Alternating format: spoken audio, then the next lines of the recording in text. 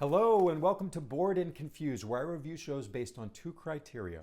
One, was I bored? Two, was I confused? Today's show is Titus Andronicus, produced by the Red Bull Theater Company and playing at the Pershing Square Signature Center. This production contains graphic and sexual violence, blood, loud noises, firearms, and fog and haze effects. Want to tell you all about it. Before I do, please take a moment to like, comment, and subscribe. It really helps me grow this channel. All right, what did I know about Titus Andronicus? Well, actually, I know quite a bit about this play. This is one of the Shakespeare plays I know best because I used to do a monologue from it for auditions. So I've read the play a few times. I've also seen Julie Taymor's film version, which I really love. If you haven't seen it, go check that out. Also knew that Patrick Page was starring in this, and I just saw him in Archduke at Roundabout Theater Company. And that was a play about the assassination of Archduke Franz Ferdinand. And interestingly, that play was a comedy about a very dark subject as well. So going into Titus, I was already asking myself, is this going to be a comedy too? Because here's the thing. When I saw this production poster with Patrick Page in a chef's outfit, that question grew even stronger. So let me give you a little background because this play has a fascinating and genuinely weird history. Titus Andronicus is believed to have been written between 1588 and 1593, and it is widely considered Shakespeare's first tragedy. It's also thought to be his attempt to outdo the violent, bloody revenge plays that were hugely popular with Elizabethan audiences at the time. It's also his only Roman play that isn't based on actual historical events and figures. Rome in Titus Andronicus is entirely fictional. Now, here's where it gets interesting. The authorship of Titus Andronicus has been debated since the late 17th century. The play appeared in the three quarto editions from 1594 to 1601 with no named author. It was first published under Shakespeare's name in the 1623 First Folio, and scholars have been fighting about it ever since. The principal contender for co-authorship is a playwright named George Peele.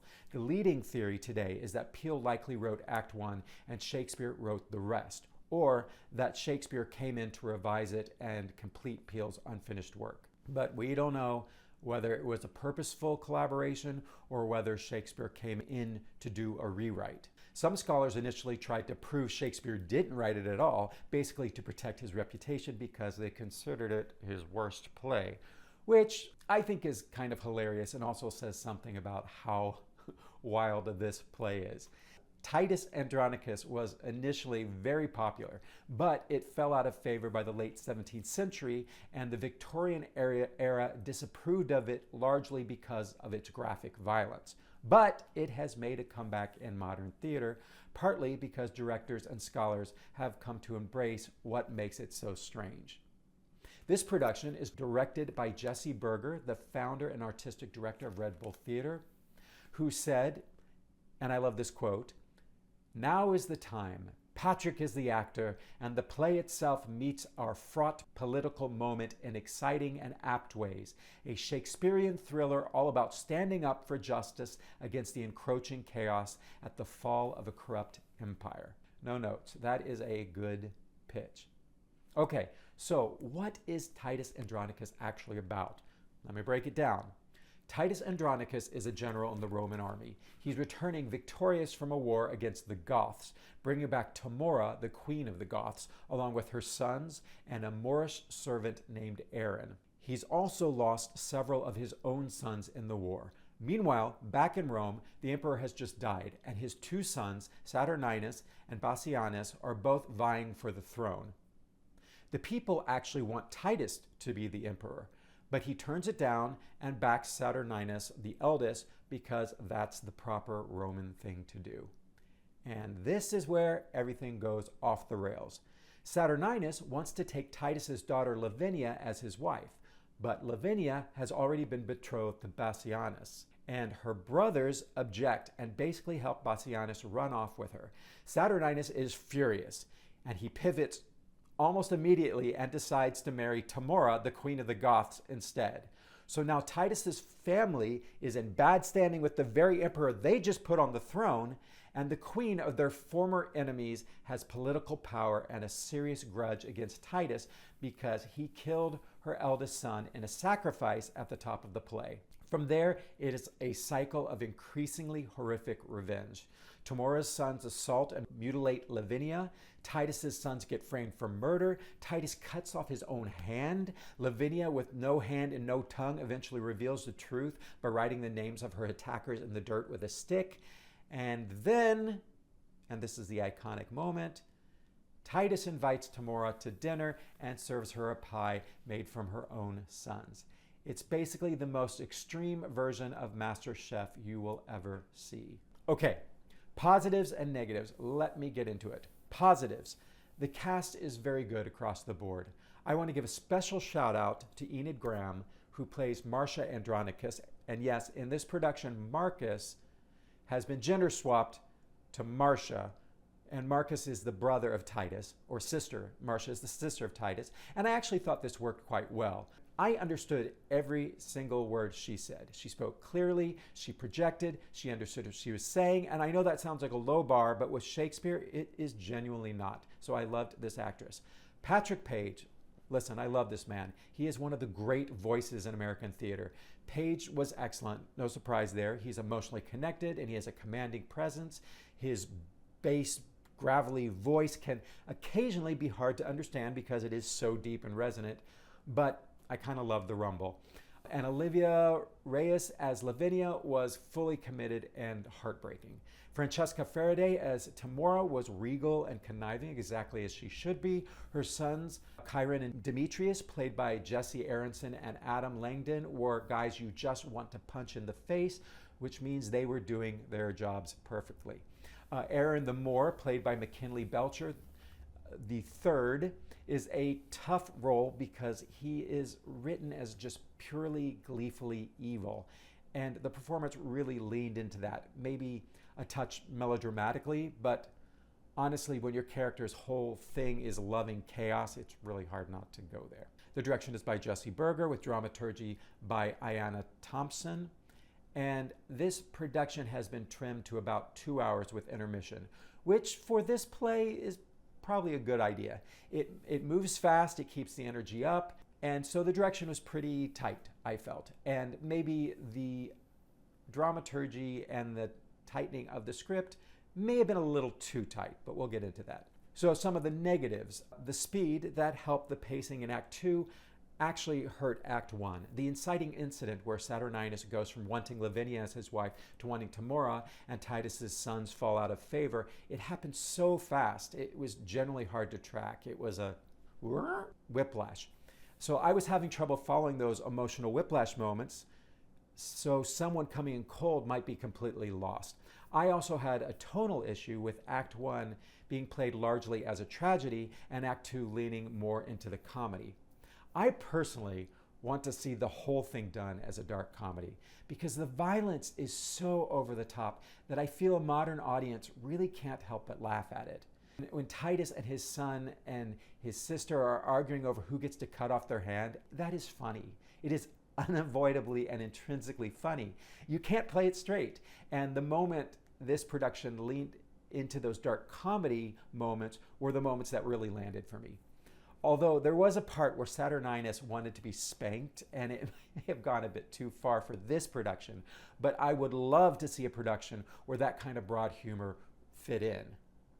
So the second act mines quite a bit of the humor from the characters' various injuries, building up to a major reveal before the big dinner scene that embraces both grand guignol horror and pure camp. So a couple of directorial quibbles. There is a bit where Titus has been shooting arrows with scrolls attached to them, and he's pleading with the gods and stirring up the people of Rome. And then Saturninus enters carrying the arrows with the scrolls still wrapped around the arrows. And he's supposed to be distraught about what they say, but he hasn't opened the scrolls. You have to open them, read them. The scrolls need to be opened for that moment to make sense. So little things like that took me out. Also, there was a staging moment early in the play where Lavinia gets tossed into a pit and the brothers jump down and then they climb out without any problem. But then later, when Titus's sons, who are very healthy looking, fall into the same pit, Suddenly, they're completely stuck and they can't get each other out, and it's played for laughs. So you've already shown us that the pit is easy to get out of. Which is it? The set is designed by Beowulf Borit, and it's a bunch of gray columns, which makes sense for Rome, but there is a lot of them crammed into a very small space, which is kind of odd and kind of comical. And there's also scenes set in a forest, so this arrangement makes more sense for those scenes. That said, the theater itself, the Alice Griffin Jewel Box at the Pershing Square Signature Center, is a wonderful, intimate space. It's got 2 levels, good sight lines everywhere, great leg room, super intimate, but it can be a little challenging for an audience to be so close to actors who are being raped, murdered, and dismembered. One more thing I do want to mention, because it's relevant if you're sensitive to this. The play does have racist elements in the portrayal of Aaron, the only black character in the play.